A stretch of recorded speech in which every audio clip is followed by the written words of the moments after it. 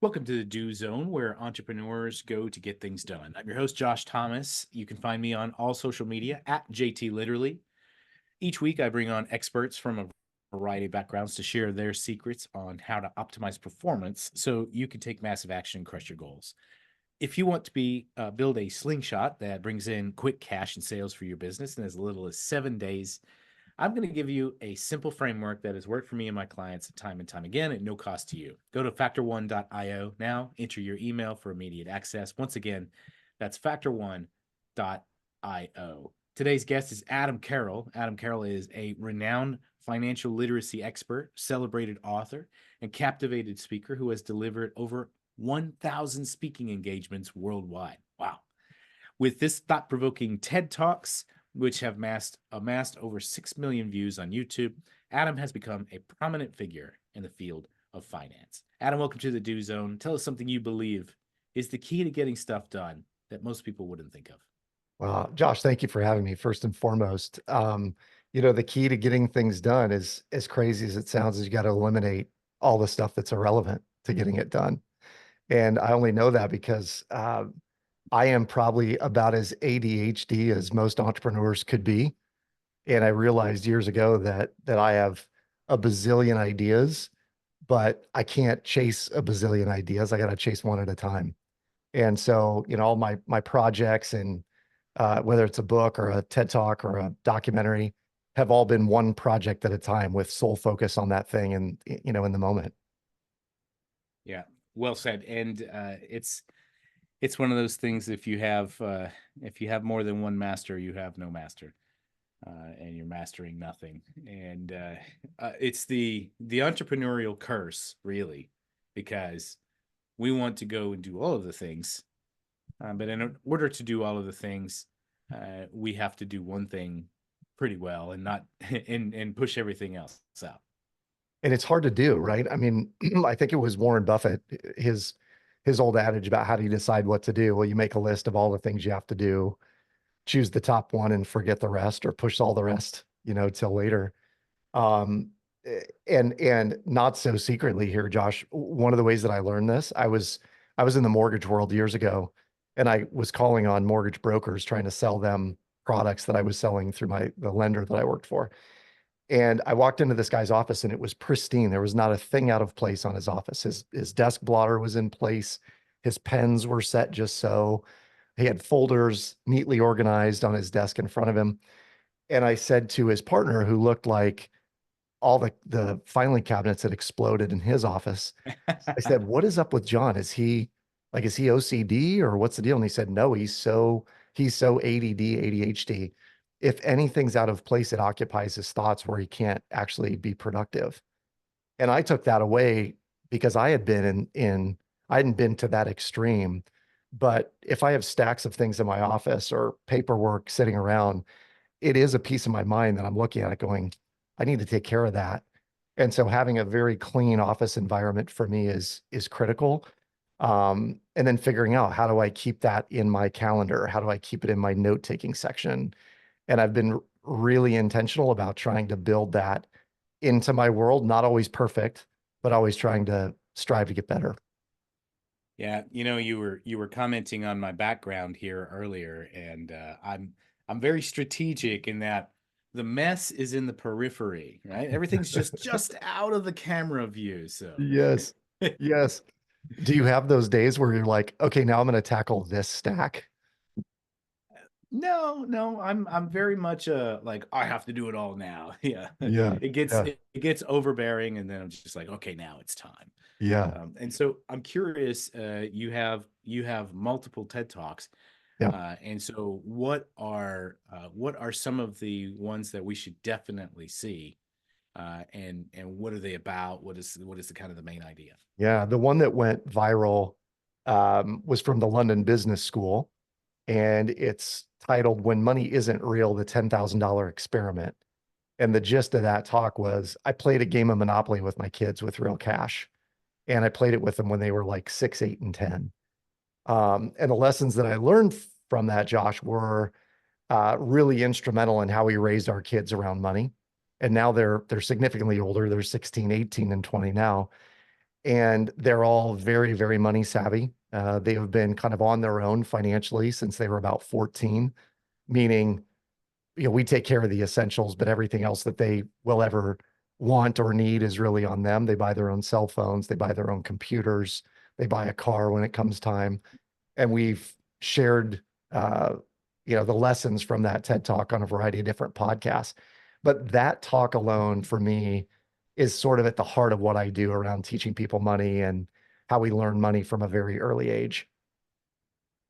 And is that the shred method that you're talking that your hat says, or is that something different? It's something a little different. We, in the process of teaching the kids money, I realized that most people really are very inefficient in how they handle money. And so what I mean by that is if someone has money sitting in checking or savings account for days or weeks or months on end, quite often it makes them feel good. We look at that account and go, this is awesome. I have a little bit of money in savings. But I'm also more prone, if I have money in that account, I'll go into Costco and spend more money than I should. I'll go to Target and spend more money than I should. I'll order stuff online that I probably don't need. And so the shred method takes that greatest tool that we have, which is our income, and then creates an efficiency tool around it. So we're blasting away debt, building equity, and then creating massive passive permanent streams of income using that money in short order. Once we have our debt paid down or paid off. And so walk us through one component of the shred method, something that we could walk away and apply today. Yeah. This idea first and foremost that there is a need for an emergency fund of 6 to 12 months worth of living expenses for most people.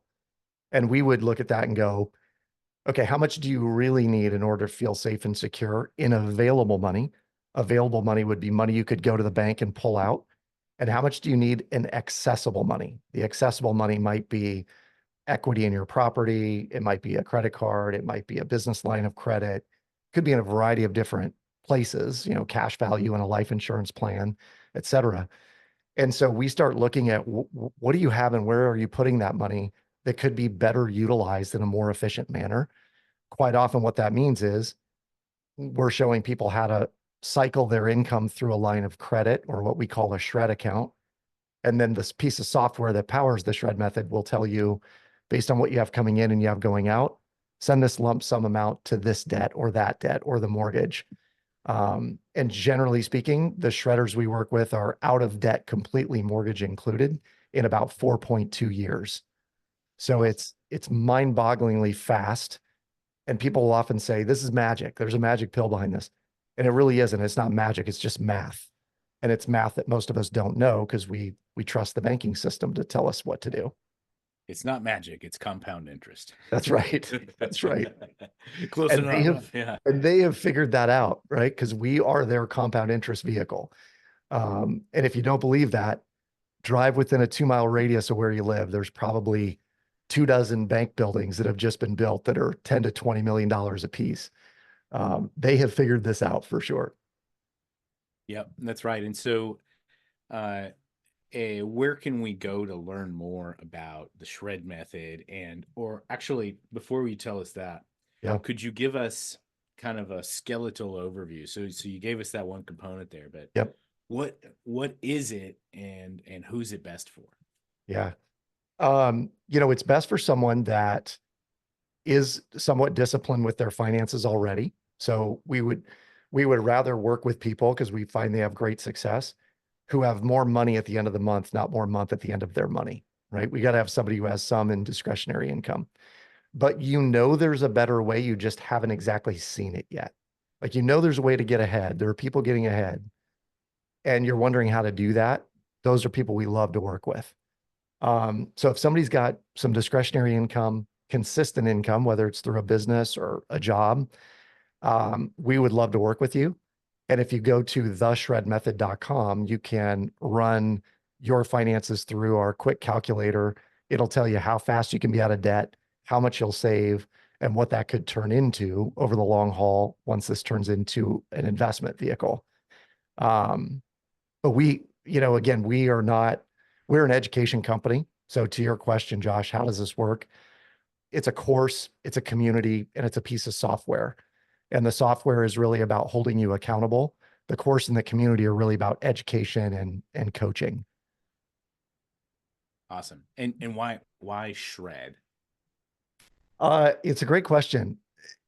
I watched my grandparents burn a mortgage years and years ago, and then I never saw anyone burn their mortgage again. At one point in time, mortgage burning parties were the rage. Anyone who paid off their home, they'd burn their mortgage and celebrate, and I remember my grandparents and great aunts and uncles were like popping, probably Coors Banquet at the time and celebrating the fact they'd paid off their mortgage. And today I think people would shred their mortgage. And so we started digging into like, what would it be called? I think it's shred my mortgage. And then it's more than just the mortgage. So it's called the shred method in terms of how we work with folks. Yeah, it has a better ring to it than the burn method. Yeah, that's right. Yeah. Yeah. Wait, I do get confused a lot. People are like, is this your 6-pack abs or what is this about? Right. Nothing about health, though it will make you feel better when you shred your debt. No question. Understood. Yeah. And so where can we go to learn more about this? Best place to go is theshredmethod.com. And there's really 2 calls to action there, Josh. One is the savings calculator. The other is we do have a master class that you can watch on the website. And then I suppose the third would be if you are at all intrigued, you're like, okay, how is this going to work and how would it work for me? We'll spend 20 minutes with you on the phone and run through your numbers and show you exactly how it would work. And there's a place to request time with us on the site, theshredmethod.com. Excellent. Well, hey, we're going to wrap up from here. Thanks so much to our guest, Adam Carroll, for joining us and sharing his wisdom about how he gets stuff done. For those of you who want to learn more about the shred method, you could go to theshredmethod.com and access the calculator and book a call if you have questions. Whether you're on your morning commute, in the gym, or somewhere out in the field, snap a selfie, tag me at JT Literally. Show me what you do in the do zone. And one more time, if you need a quick injection of cash in your business so that you can shred that debt, get some momentum now, go to factor1.io and let's talk about building your slingshot. Know this, you are Factor One for your own success. Now, let's get to work.